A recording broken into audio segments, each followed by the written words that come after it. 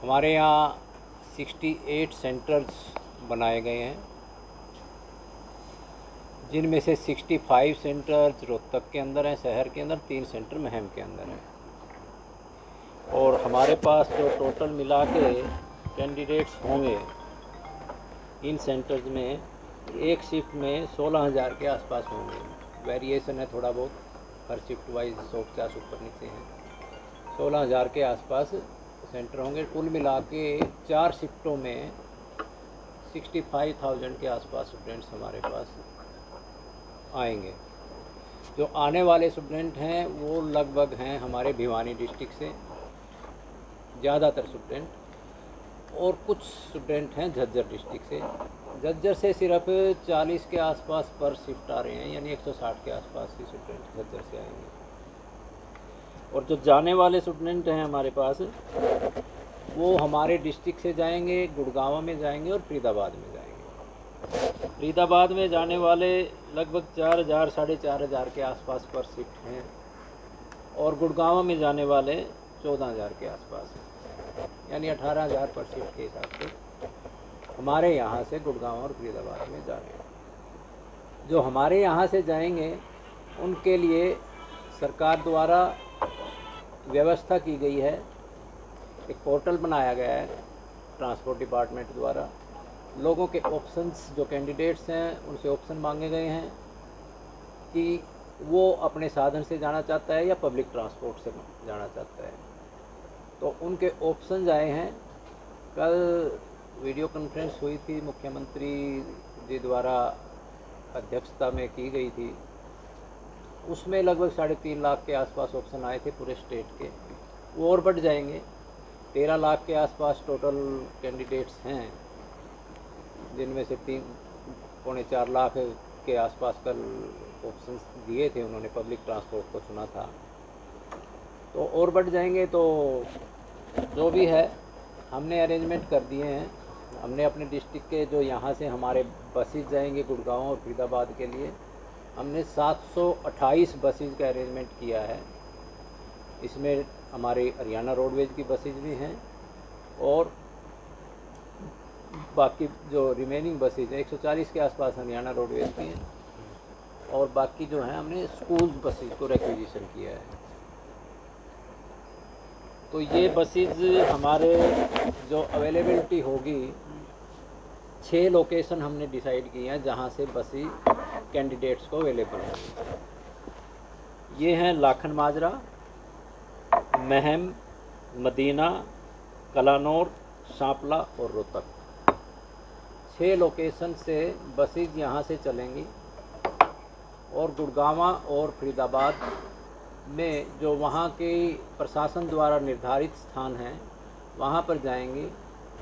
वहाँ से आगे फर्दर शटल बसेज अवेलेबल होंगी, छोटी बसेज, वहाँ के प्रशासन द्वारा जो अरेंजमेंट किया गया है, और वो उनके सेंटर तक उनको लेके जाएंगी। एग्ज़ाम ख़त्म होने के बाद सेम प्रोसीजर फॉलो करते हुए शटल बसेज से बच्चे वापस आएंगे, और वहाँ से फिर जो बसेज यहाँ से गई हैं उनसे वापस अपने स्थान पे चले जाएंगे।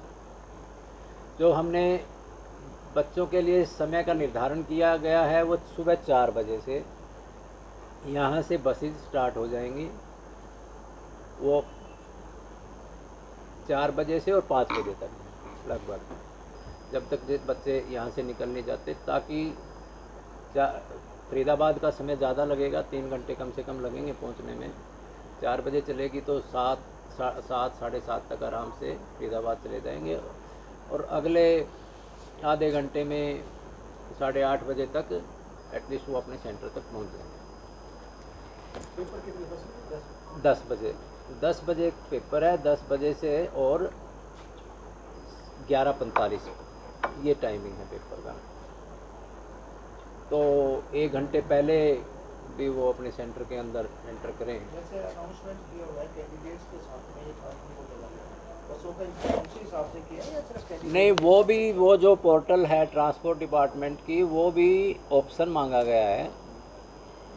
जो बच्चे या लड़कियां हैं उनके साथ उनके कोई अटेंडेंट साथ में जाना चाहता है कोई, तो वो भी एक जा सकता है, और उस पोर्टल पे उसकी रिक्वायरमेंट भी वो दे सकता है।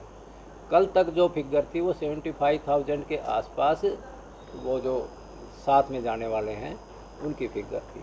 उनके लिए भी फ्री होगी। कैंडिडेट रिजर्व में भी कुछ बसें रखी हुई हैं, मतलब कि कुछ बच्चे रह जाएं, कुछ लेट हो जाए, उनके लिए क्या? हाँ, रिजर्व में भी रखी हुई है हमने।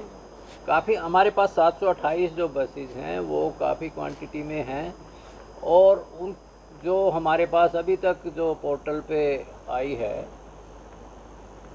वो उसको सफिशिएंटली हैंडल हो जाएगी हमारे से।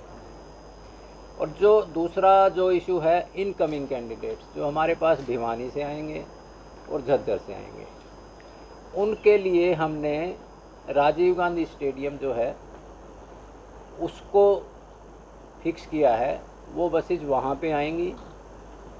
वहाँ से आगे हमने 148 शटल बसेज की हैं, छोटी बसेज जो स्कूल बसेज होती हैं वो करके। वहाँ से फिर बच्चों को हमने 13 रूट बना लिए हैं। जो 65 सेंटर हैं यहाँ पे, उनके 13 रूट बना लिए हैं। उन रूट्स पे वहाँ से बसेज जैसे ही आएंगी, उन रूट पे जो सेंटर वाइज हैं वो चलती रहेंगी कंटिन्यूस। एक बस चली गई, बच्चों को उस रूट पे छोड़ के आ गई, वापस आ गई, फिर दूसरा राउंड लगा देगी। इस तरह से चलती रहेगी। है जी,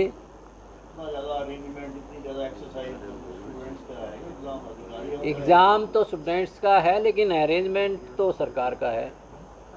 बाकी तो परीक्षा केंद्रों 2 दिन है एग्जाम, पब्लिक को बाकी तो दिक्कत सारी बसेज आपने ले ली? नहीं, कुछ बस पूरी बसेज नहीं है रोडवेज की काफ़ी बसेज हमने पब्लिक के लिए भी छोड़ी है, जनरल पब्लिक के लिए भी छोड़ी है।